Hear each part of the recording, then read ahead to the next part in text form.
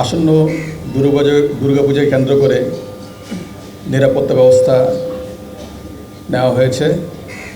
আপনাদের মাধ্যমে এই ঐতিহ্যবাহী ঢাকেশ্বরী মন্দির থেকে সারা বাংলাদেশের প্রতিটি অঞ্চলে সনাতন ধর্মাবলম্বী ভাই ও বোনদের শারদীয় শুভেচ্ছা জানাচ্ছি।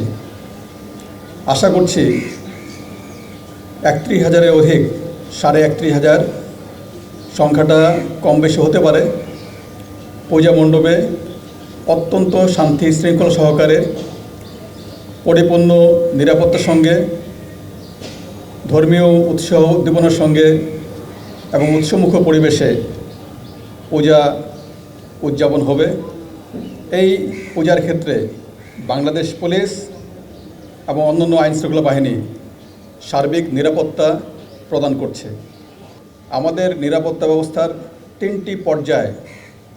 এখন প্রাক পূজা যে ব্যবস্থা, পূজার আগে সেই ব্যবস্থার ক্ষেত্রে আমরা প্রতিটি জায়গায় টহল বাড়িয়েছি।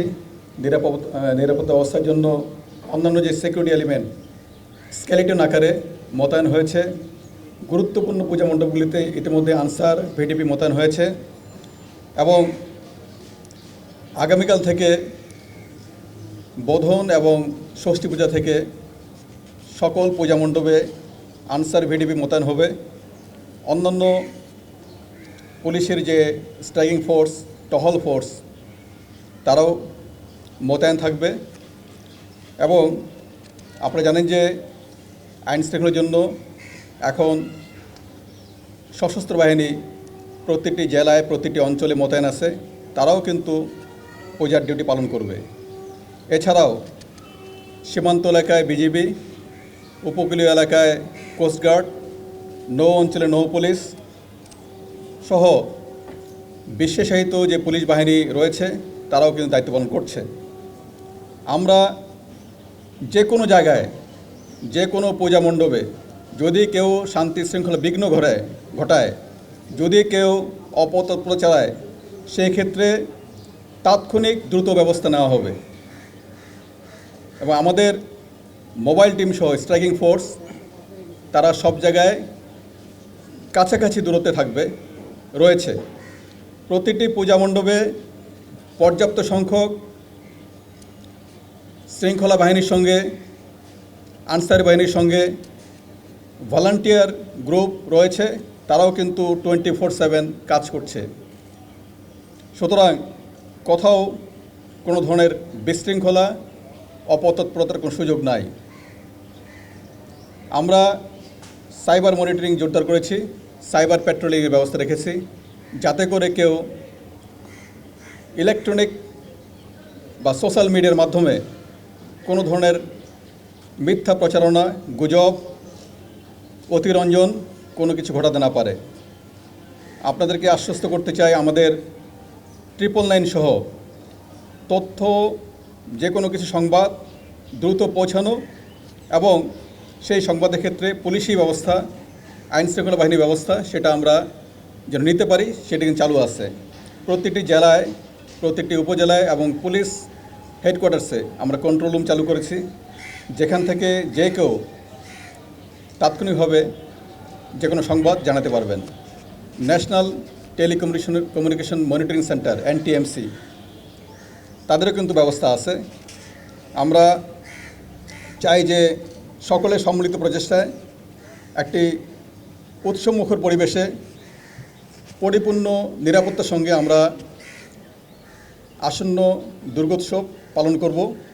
এখানে কোনো ধরনের বিশৃঙ্খলা, কোনো ধরনের অপতৎপরতা কোনো সুযোগ নাই। প্রথম কথা হচ্ছে যে আপনি বলেছেন যে বেশ কিছু পূজা মণ্ডপের সংখ্যা কিন্তু হ্রাসবৃদ্ধি হয় বিভিন্ন কারণে।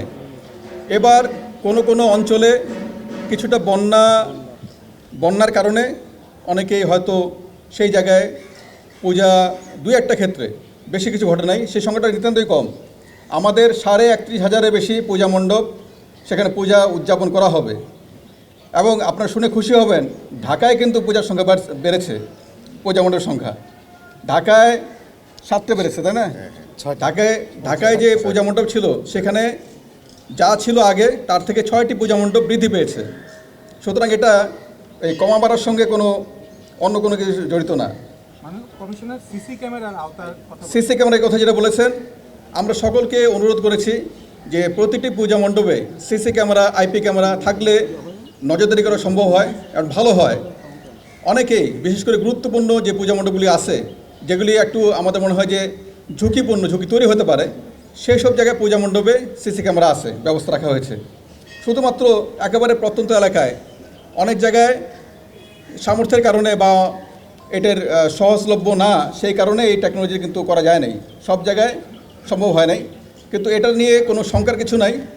ওখানে আমাদের যে যারা ভলান্টিয়ার এবং যারা পূজা মণ্ডপে কিন্তু প্রতিটা জায়গায়, আপনারা জানেন প্রতিটা পূজা মণ্ডপে আনসার ভিডিপি সদস্যরা থাকবে এবং প্রতিটা পূজা মণ্ডপে এই যেগুলি সাধারণ পূজা মণ্ডপ, এই যে আমাদের হিসাবে যেটি 32,000 ছিল, কিছু কম বেশি হতে পারে, প্রতিটি পূজা মণ্ডপে পর্যাপ্ত সংখ্যক আনসার ভিডিপি সদস্য 24 আওয়ার্স তারা ডিউটি করবে।